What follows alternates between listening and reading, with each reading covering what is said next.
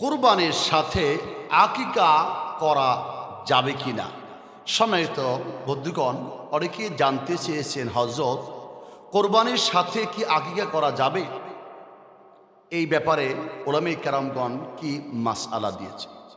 আসুন এই বিষয়টি আমরা স্পষ্ট আজকে ক্লিয়ার হয়ে যাব। সেটা হচ্ছে কোরবানি এবং আকিকা দুইটি কিন্তু দুই ধরনের ইবাদত। অর্থাৎ কোরবানি হচ্ছে আপনার আমার উপরে ওয়াজিব, যদি ওয়াজিব হয়ে থাকে। আর আকিকা হচ্ছে সুন্নতে রাসূল, অর্থাৎ আকিকা জন্মের সাথে সম্পৃক্ত একটি বিষয়। আর কোরবানি বালেগ হওয়ার পরে ব্যক্তির নেসাবে মালের সাথে একটি বিষয়। এজন্য দুইটি দুই ধরনের ইবাদত, দুইটি দুই ধরনের। এখন আসুন, যদি কোনো ব্যক্তি কোরবানির সাথে আকিকা করতে চায়, সেক্ষেত্রে সে পারবে কি? বন্ধুগণ আমার, আমরা আরেকটু জেনে নেই। সেটা হচ্ছে আকিকা জন্মের পরে 7 দিনের দিন এটা দেওয়া প্রত্যেক শিশুর পিতামাতার উপরে সুন্নত, দায়িত্ব এবং কর্তব্য। যদি কোনো, এটাই কিন্তু সহিহ হাদিস দ্বারা প্রমাণিত যে শিশু জন্মের 7 দিনের মধ্যে 7 দিনের দিন ছেলে হলে 2টি ছাগল কিংবা কন্যা সন্তান হলে 1টি ছাগল আকিকা করতে হবে। কিন্তু কোরবানির বেলায় কিন্তু এরকমটি নয়। আপনি যদি একটি দিয়েও করেন, ছেলে কিংবা মেয়ে, আপনার কিন্তু কোরবানি আদায় হয়ে যাবে। এই জন্য বন্ধুগণ, অর্থাৎ কোরবানি বেলায় কিন্তু এই দুইটি বা একটি কোনো নির্দিষ্ট বলা নেই। আপনি যেমন পারেন তেমনটি আপনি কোরবানি করতে পারেন। এখন আসুন, কোরবানির যে বিষয়টি, অর্থাৎ প্রাপ্ত বয়স্কর উপরে যদি ওই ব্যক্তি নিসাব পরিমাণ অর্থাৎ মালের অধিকারী হয়, সেক্ষেত্রে কিন্তু তার উপরে কোরবানি ওয়াজিব হয়ে যায়। আর যদি কোনো ব্যক্তি সারা জীবন না হয়, সেক্ষেত্রে কিন্তু তার উপরে কোরবানি ওয়াজিব হবে না। এখন আমরা কোরবানির সাথে আকিকা করতে পারবো কি না?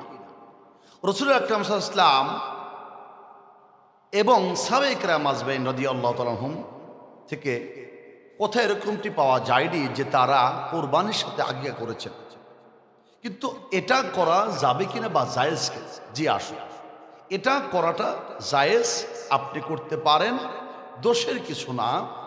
কোরবানির সাথে আকিকাটা আপনি করতে পারেন, আপনার আকিকা হয়ে যাবে।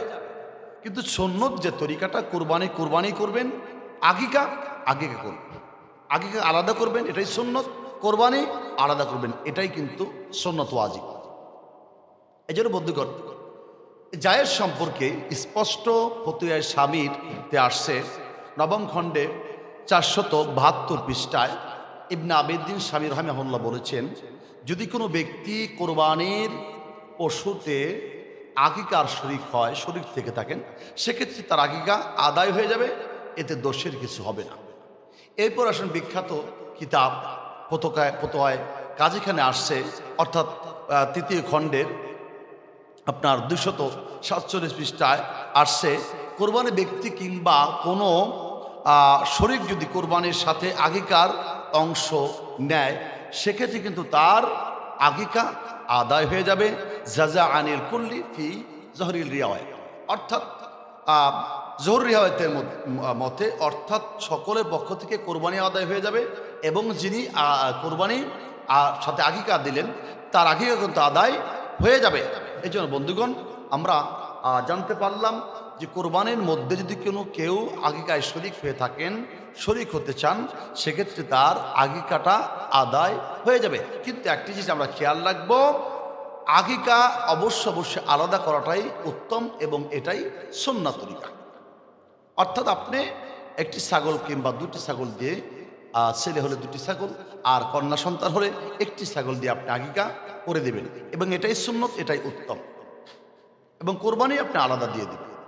আর যদি এরকম না হয়, যে আপনি দেখা যায় কোরবানিতে শরীক হতে চান, সেক্ষেত্রে আপনি শরীক হতে পারেন, আপনার পক্ষ থেকে আকিকা আদায় হয়ে যাবে ইনশাআল্লাহ তাআলা আজিজ। আল্লাহ আমাদের সকলকেই দিনের সহিহ দান করুন, সকলে পড়ি আমিন।